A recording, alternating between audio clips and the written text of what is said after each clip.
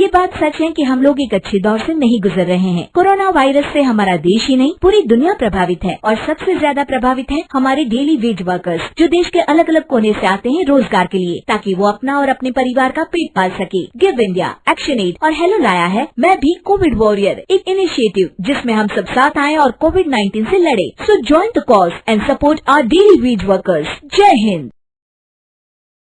जब बहू ने खा ली हंसने वाली दवा।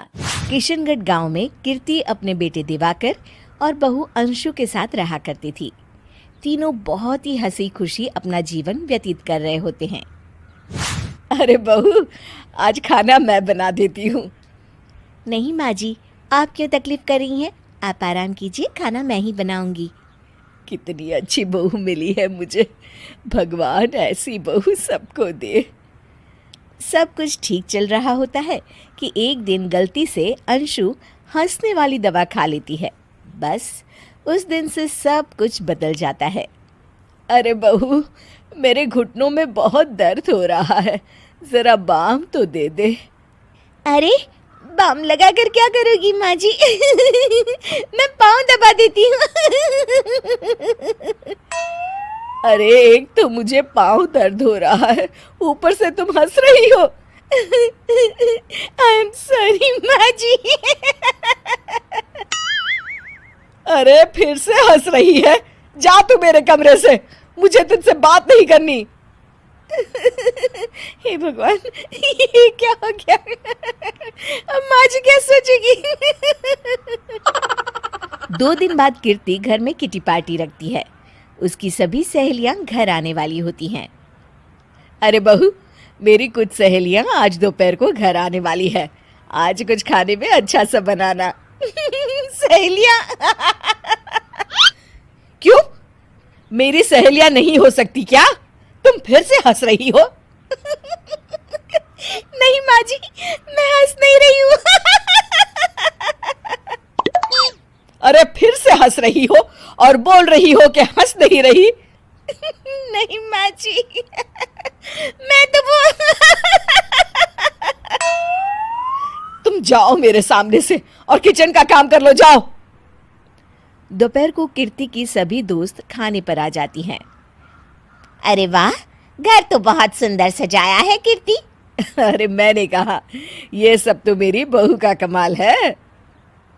अरे वाह, बड़ी गुनी है तुम्हारी बहू तो। हाँ हाँ, खाना भी अच्छा बनाया है। हाँ, बहुत ही गुनी है। तो हमको नहीं मिलवाओगी क्या, या छुपा कर रखोगी अपनी हीरे जैसी बहू को? अरे नहीं नहीं, अभी बुलाती हूँ। अंशु, ओ अंशु, बहू रानी। अंशु बाहर आती है। जी माँ जी। बहू, ये सब मेरी सहेलियां हैं, मिलो सबसे। नमस्ते आंटी। नमस्ते बेटा, बहू तो बहुत अच्छी मिली है तुमको, किस्मत वाली हो तुम। किस्मत वाली?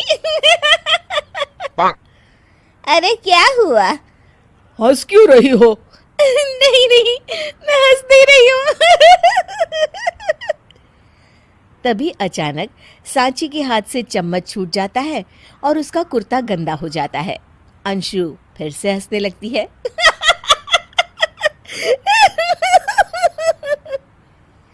इधर सब सहेलियां गुस्सा होकर चली जाती हैं। कीर्ति भी नाराज होकर अपने कमरे में चली जाती है। हे भगवान, ये मैंने क्या कर डाला? इस तरह से तो माँ जी और उनकी सहेलियां नाराज हो गई। अगले दिन।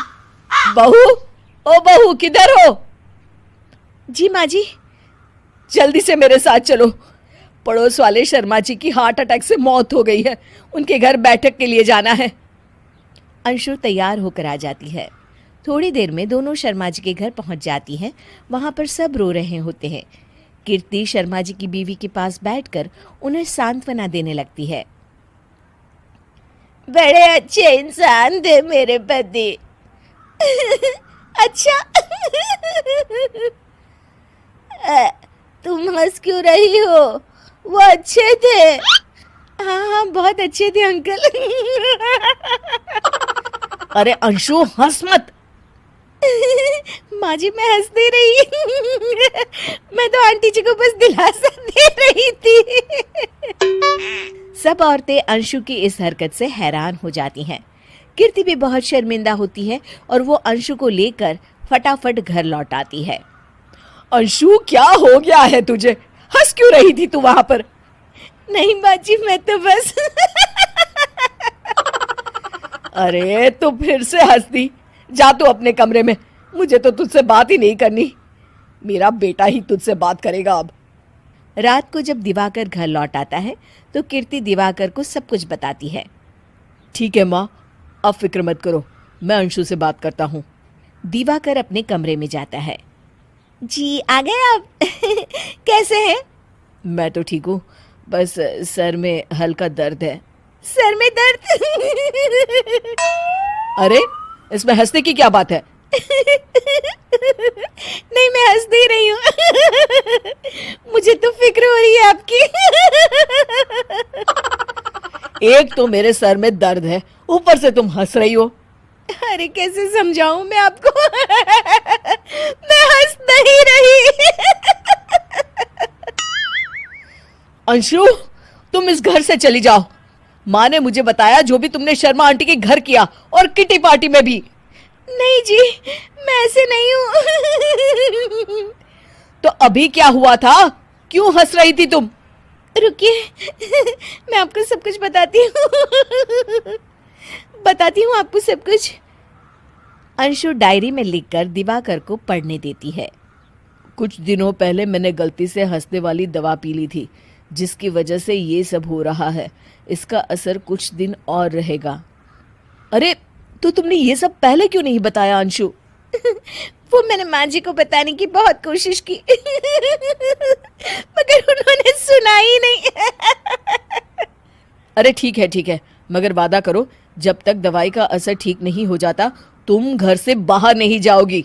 नहीं जाऊंगी और हंसूंगी तो बिल्कुल नहीं।